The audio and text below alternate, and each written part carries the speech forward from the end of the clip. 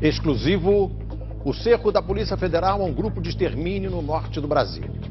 Empresários, testemunhas e até autoridades entraram na lista das pessoas marcadas para morrer.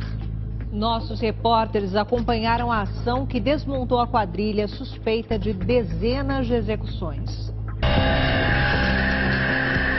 Policiais à caça de policiais. Polícia Federal! Polícia Federal! Uma mega operação da Polícia Federal desmonta um grupo de extermínio no norte do Brasil. Entre os líderes, policiais militares que agiam sempre da mesma forma para executar as vítimas. Eles ficaram conhecidos como os assassinos da moto preta. Isso porque usavam uma moto, 2 homens de capacete e muitos tiros. 10 vítimas estão identificadas. Os policiais acreditam que o total de homicídios pode passar de 100. E 10 homens já foram presos. Mas ainda há muito para ser investigado. A ação contra o grupo foi no último dia 7 em Jaru, cidade do interior de Rondônia. O Domingo Espetacular acompanhou tudo com exclusividade. A operação da Polícia Federal foi chamada de MORS, que significa morte em latim, e mobilizou 200 policiais. Agentes de grupos táticos especiais surpreendem os criminosos. Esse vídeo mostra quando os policiais federais se aproximam da casa de um suspeito. Eles agem com cuidado.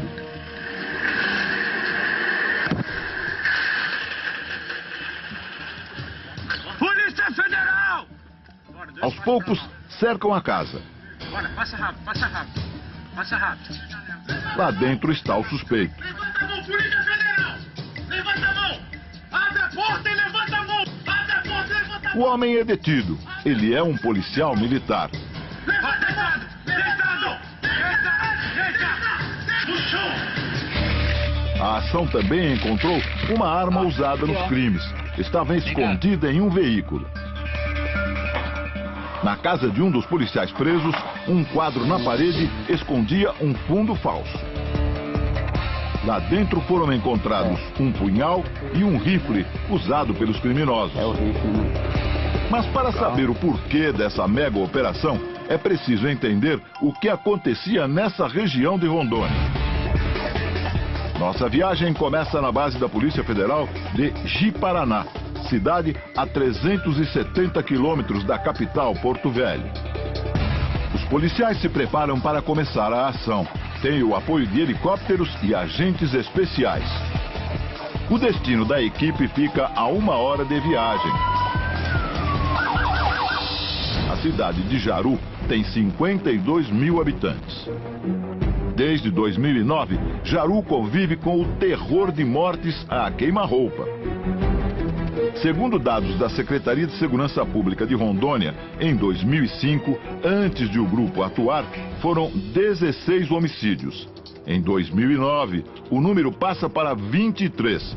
E só no primeiro semestre deste ano, aconteceram 24 mortes. Segundo as investigações, o grupo criminoso começou as execuções para fazer justiça com as próprias mãos. Mas o perfil dos escolhidos para morrer mudou ao longo dos anos. No início, as vítimas eram pobres endividados, pequenos infratores, viciados em drogas, ex-presidiários e testemunhas dos crimes dos policiais. Depois, um empresário e um advogado também foram mortos pela organização. Os assassinos usavam sempre roupas pretas e capacetes. A moto era do tipo comum e eles agiam muito rápido. Eles passavam antes em rondas, passavam pelo local várias vezes para verificar se o alvo estava no local e ver como estava a situação. O delegado da Polícia Federal conta que os crimes não deixavam rastros, nem pistas. Eles usam sempre um revólver porque nunca foram encontrados cartuchos, sempre tiros letais no peito e na cabeça. Na cidade, todos pareciam saber que por trás dos capacetes estavam policiais, mas tinham medo até de tocar no assunto. quase uma lenda não fosse o fato de ser real. Entre 2014 e 2015, os crimes se intensificaram. A Polícia Federal começou a investigar o caso há quase 1 ano e meio e descobriu que a maioria das vítimas já tinha passado pela prisão. Na visão dos policiais que formaram o grupo de extermínio, elas podiam representar algum risco ao denunciar ações ilícitas. Tiago Lacerda, de 17 anos, foi baleado em frente à casa dele, num bairro simples de Jaru. O jovem tinha envolvimento com o tráfico de drogas. Depois da morte, essa foto com a inscrição Game Over, que significa fim de jogo, foi trocada entre policiais. Seria a confirmação de que Tiago tinha sido executado.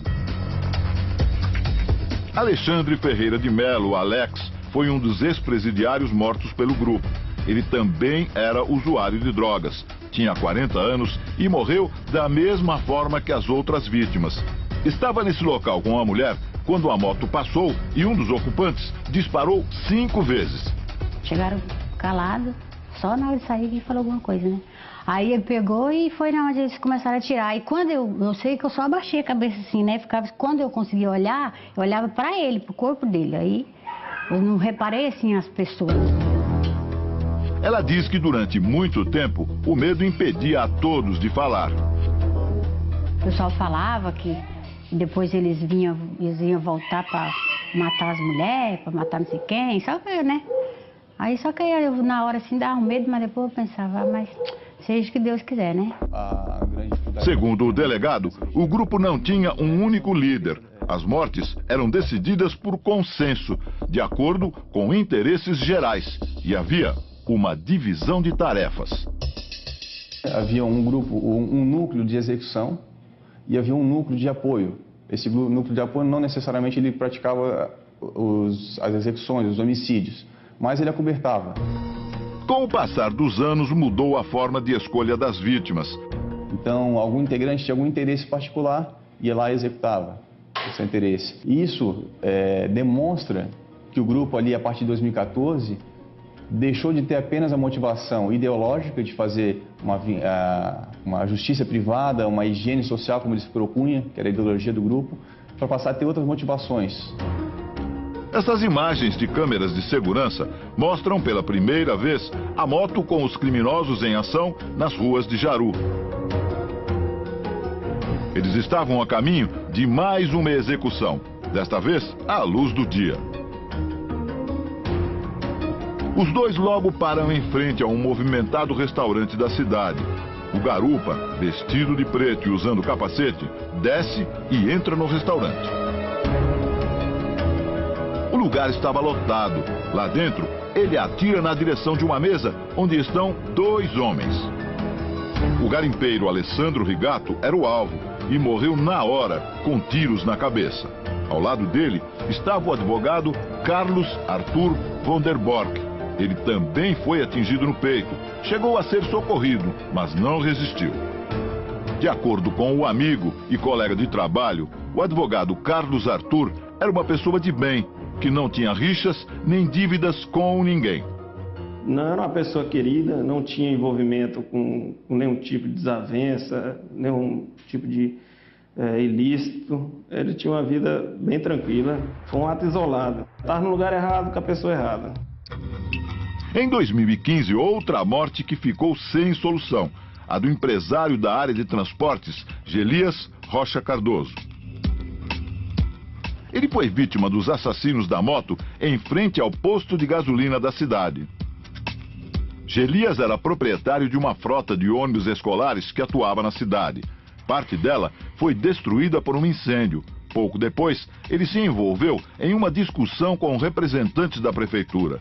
A polícia investiga se estes episódios têm relação com a morte dele.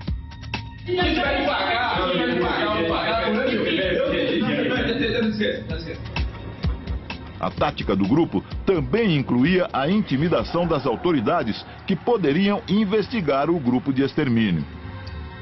A casa de um promotor e a de um juiz foram alvejadas pelo grupo. nenhum deles quis dar entrevista. Mas, segundo esse outro promotor da cidade, a ação foi planejada para intimidar. No dia que aconteceu esse atentado, recentemente, coincidentemente, havia acontecido uma audiência no fórum com algumas dessas pessoas investigadas, não todos, envolvendo um processo contra eles. E aí aconteceu esse atentado, foi durante a madrugada. Nas gravações telefônicas autorizadas pela Justiça, é possível perceber como os policiais planejavam os ataques às vítimas. Falei pra você que esse homem não vale nada.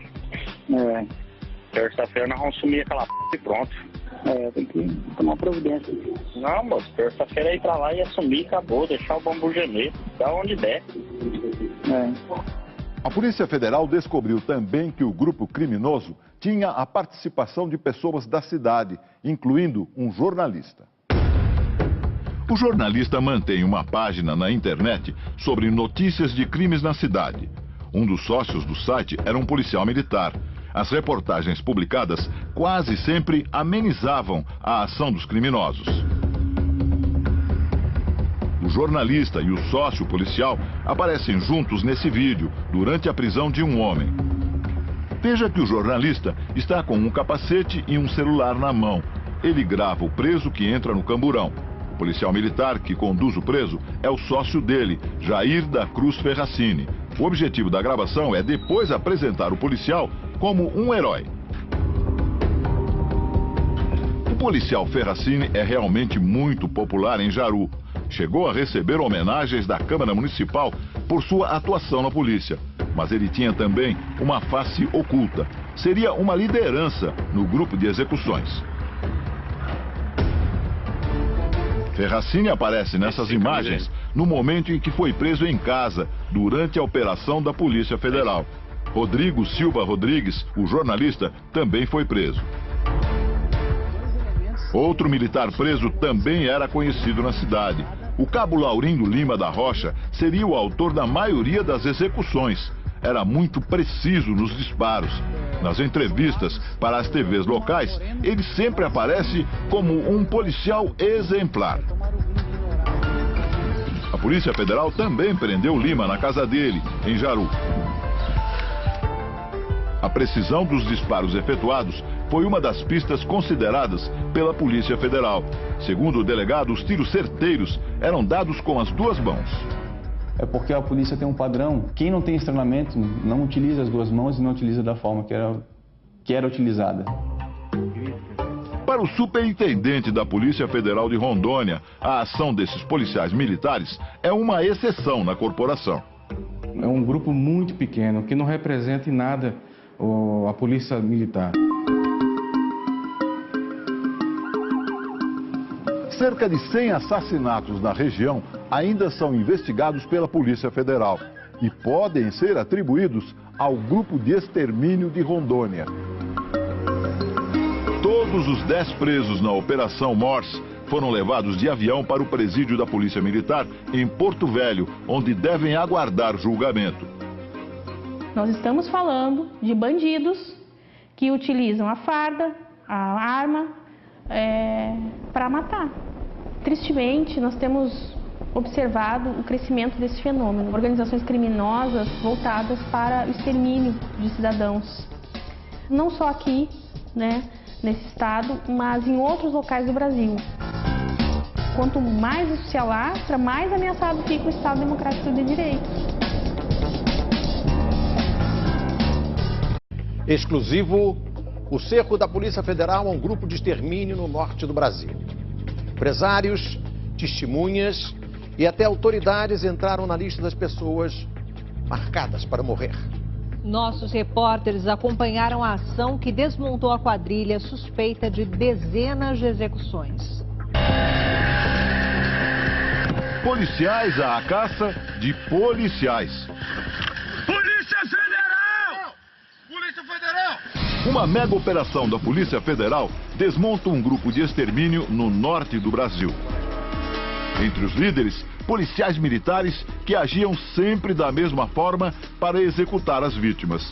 Eles ficaram conhecidos como os assassinos da moto preta. Isso porque usavam uma moto, 2 homens de capacete e muitos tiros. 10 vítimas estão identificadas. Os policiais acreditam que o total de homicídios pode passar de 100. E 10 homens já foram presos. Mas ainda há muito para ser investigado. A ação contra o grupo foi no último dia 7 em Jaru, cidade do interior de Rondônia. O Domingo Espetacular acompanhou tudo com exclusividade. A operação da Polícia Federal foi chamada de MORS, que significa morte em latim, e mobilizou 200 policiais. Agentes de grupos táticos especiais surpreendem os criminosos. Esse vídeo mostra quando os policiais federais se aproximam da casa de um suspeito. Eles agem com cuidado.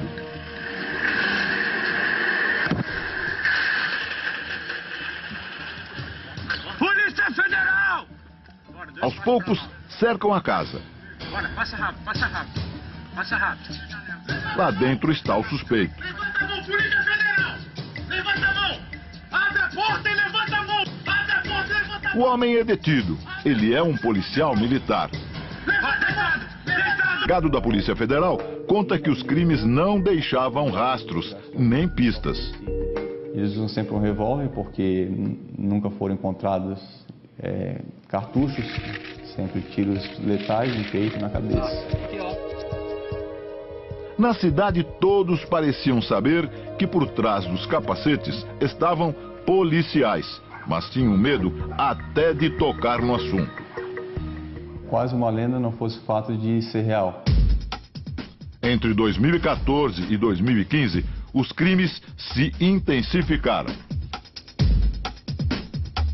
A Polícia Federal começou a investigar o caso há quase 1 ano e meio e descobriu que a maioria das vítimas já tinha passado pela prisão. Na visão dos policiais que formaram o grupo de extermínio, elas podiam representar algum risco ao denunciar ações ilícitas. Tiago Lacerda, de 17 anos, foi baleado em frente à casa dele, num bairro simples de Jaru. O jovem tinha envolvimento com o tráfico de drogas. Depois da morte, essa foto com a inscrição Game Over, que significa fim de jogo, foi trocada entre policiais. Seria a confirmação de que Tiago tinha sido executado. Alexandre Ferreira de Melo, Alex, foi um dos ex-presidiários mortos pelo grupo. Ele também era usuário de drogas, tinha 40 anos e morreu da mesma forma que as outras vítimas. Estava nesse local com a mulher quando a moto passou e um dos ocupantes disparou 5 vezes. Chegaram calados, só na hora de sair que falou alguma coisa, né? Aí ele pegou e foi na onde eles começaram a atirar. E quando eu sei que eu só abaixei a cabeça assim, né? Quando eu conseguia olhar, eu olhava pra ele, pro corpo dele. Aí eu não reparei assim as pessoas. Ela diz que durante muito tempo o medo impedia a todos de falar. O pessoal falava que depois eles iam voltar para matar as mulheres, para matar não sei quem, só que, né? Aí só que eu, na hora assim dava um medo, mas depois eu pensava... A ação também encontrou uma arma usada nos crimes. Estava escondida em um veículo. Na casa de um dos policiais presos, um quadro na parede escondia um fundo falso. Lá dentro foram encontrados um punhal e um rifle usado pelos criminosos. É o rifle, né? Mas para saber o porquê dessa mega operação, é preciso entender o que acontecia nessa região de Rondônia. Nossa viagem começa na base da Polícia Federal de Ji-Paraná, cidade a 370 quilômetros da capital, Porto Velho. Os policiais se preparam para começar a ação. Tem o apoio de helicópteros e agentes especiais. O destino da equipe fica a 1 hora de viagem. A cidade de Jaru tem 52 mil habitantes. Desde 2009, Jaru convive com o terror de mortes à queima-roupa. Segundo dados da Secretaria de Segurança Pública de Rondônia, em 2005, antes de o grupo atuar, foram 16 homicídios. Em 2009, o número passa para 23. e só no primeiro semestre deste ano aconteceram 24 mortes. Segundo as investigações, o grupo criminoso começou as execuções para fazer justiça com as próprias mãos. Mas o perfil dos escolhidos para morrer mudou ao longo dos anos. No início, as vítimas eram pobres endividados, pequenos infratores, viciados em drogas, ex-presidiários e testemunhas dos crimes dos policiais. Depois, um empresário e um advogado também foram mortos pela organização. Os assassinos usavam sempre roupas pretas e capacetes. A moto era do tipo comum e eles agiam muito rápido. Eles passavam antes em rondas, passavam pelo local várias vezes para verificar se o alvo estava no local e ver como estava a situação. Mas seja o que Deus quiser, né? Segundo o delegado, o grupo não tinha um único líder. As mortes eram decididas por consenso, de acordo com interesses gerais. E havia uma divisão de tarefas. Havia um grupo, um núcleo de execução e havia um núcleo de apoio. Esse núcleo de apoio não necessariamente ele praticava as execuções, os homicídios, mas ele acobertava. Com o passar dos anos, mudou a forma de escolha das vítimas. Então, algum integrante tinha algum interesse particular, ia lá e executava o seu interesse. E isso demonstra que o grupo ali, a partir de 2014, deixou de ter apenas a motivação ideológica de fazer uma justiça privada, uma higiene social, como eles propunham, que era a ideologia do grupo, para passar a ter outras motivações.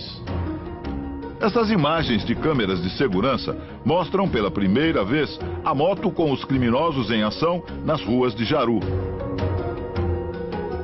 Eles estavam a caminho de mais uma execução, desta vez à luz do dia.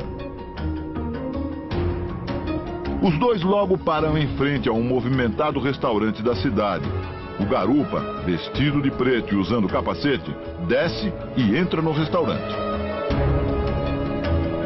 O lugar estava lotado. Lá dentro, ele atira na direção de uma mesa onde estão dois homens. O garimpeiro Alessandro Rigato era o alvo e morreu na hora, com tiros na cabeça. Ao lado dele estava o advogado Carlos Arthur Vonderborg. Ele também foi atingido no peito. Chegou a ser socorrido, mas não resistiu. De acordo com o amigo e colega de trabalho, o advogado Carlos Arthur era uma pessoa de bem, que não tinha rixas nem dívidas com ninguém. Não era uma pessoa querida, não tinha envolvimento com nenhum tipo de desavença, nenhum tipo de ilícito. Ele tinha uma vida bem tranquila, foi um ato isolado. Estava no lugar errado com a pessoa errada. Em 2015, outra morte que ficou sem solução, a do empresário da área de transportes, Gelias Rocha Cardoso. Ele foi vítima dos assassinos da moto em frente ao posto de gasolina da cidade. Gelias era proprietário de uma frota de ônibus escolares que atuava na cidade. Parte dela foi destruída por um incêndio. Pouco depois, ele se envolveu em uma discussão com representantes da prefeitura. A polícia investiga se estes episódios têm relação com a morte dele.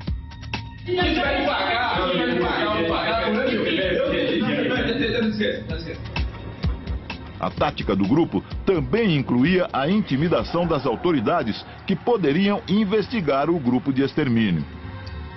A casa de um promotor e a de um juiz foram alvejadas pelo grupo. Nenhum deles quis dar entrevista, mas segundo esse outro promotor da cidade, a ação foi planejada para intimidar.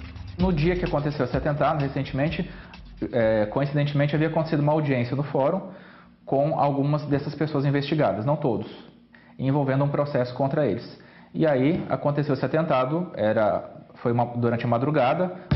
Nas gravações telefônicas autorizadas pela Justiça, é possível perceber como os policiais planejavam os ataques às vítimas. Falei pra você que esse homem não vale nada. Terça-feira nós vamos sumir aquela p e pronto. Tem que tomar providência. Não, moço, terça-feira ir pra lá e assumir, acabou, deixar o bambu gemer, dá onde der. A Polícia Federal descobriu também que o grupo criminoso tinha a participação de pessoas da cidade, incluindo um jornalista. O jornalista mantém uma página na internet sobre notícias de crimes na cidade. Um dos sócios do site era um policial militar. As reportagens publicadas quase sempre amenizavam a ação dos criminosos. O jornalista e o sócio policial aparecem juntos nesse vídeo, durante a prisão de um homem. Veja que o jornalista está com um capacete e um celular na mão. Ele grava o